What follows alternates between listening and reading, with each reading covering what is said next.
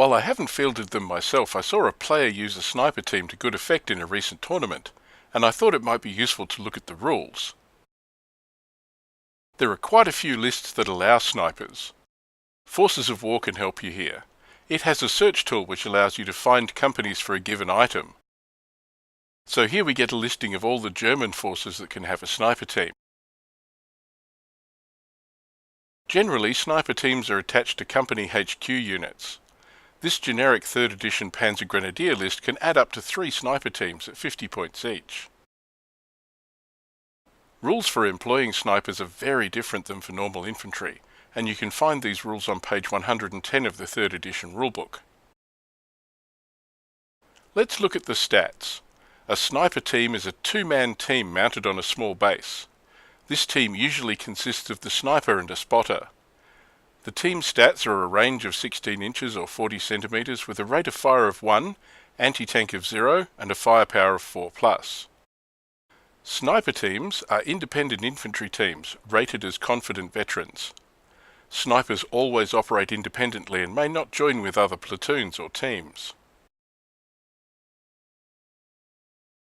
The first rule about snipers is they are not deployed on the table at the start of the game.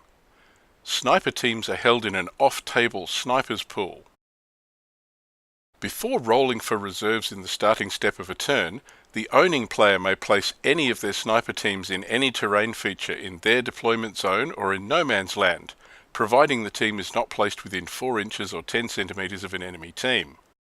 This rule is meant to represent the sniper team having moved into cover in a concealed hide well before the battle and remaining hidden in position waiting to fire at a target.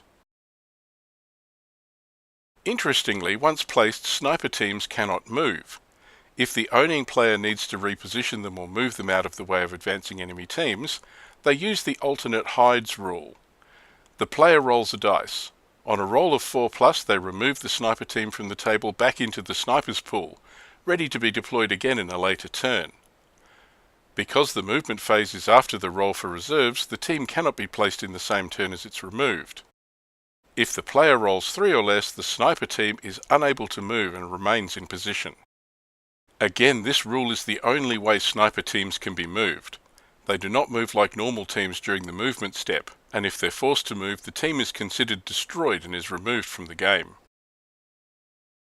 Sniper teams are experts at camouflage and stealth, and the perfectly camouflaged rule means these teams always count as concealed and gone to ground, even if they shoot. They're also considered to be in bulletproof cover when they're being shot at. There is a downside to this rule. Sniper teams will not fire if there are any friendly teams within 4 inches or 10 centimeters of them, as these nearby troops will give away their position. Snipers are expert shots, and the expert shot rule allows sniper teams to re-roll any misses. In addition, any platoon hit by a sniper team is automatically pinned down. This rule is the key to using snipers tactically. They can keep units pinned down, either reducing their rate of fire and effectiveness, or reducing defensive fire if other teams are in position to assault. So even though sniper teams are rate of fire 1, the re-roll for misses and the automatic pin with just 1 hit make them a useful team if they're used effectively in combination with other units, particularly in assaults. Even though these teams cannot assault directly, they can suppress the enemy teams, giving assaulting teams a better chance. The 4+ firepower of a sniper team also gives them a better chance of killing dug-in infantry teams, or teams in other bulletproof cover like buildings or gun crews. Sniper teams are also hard to kill. If a sniper team is destroyed, the attacking player rolls a dice. On a 4+, the sniper team is destroyed and removed from the game. Otherwise, the snipers slip away and return to the owning player's snipers pool ready to be deployed again later. Sniper teams cannot be assaulted, but if the enemy player has any teams within 4 inches or 10 centimeters during their assault step, they may attempt to capture the sniper. Again, the attacker rolls a dice. On a 4+, they capture the sniper team and the team is removed from play and destroyed. Otherwise, again the sniper team slips away and returns to the sniper's pool ready to be deployed again. Teams that attempt to capture the sniper may still take part in an assault later in the same assault phase. So there are lots of special rules associated with snipers. They're hard to kill, can pop up unexpectedly and pack a reasonable punch.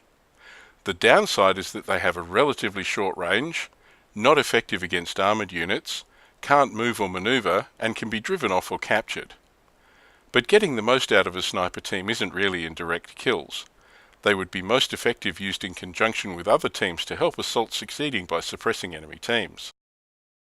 They can also be useful in reducing the effectiveness of important enemy teams like artillery or heavy guns by keeping them pinned and reducing their rate of fire.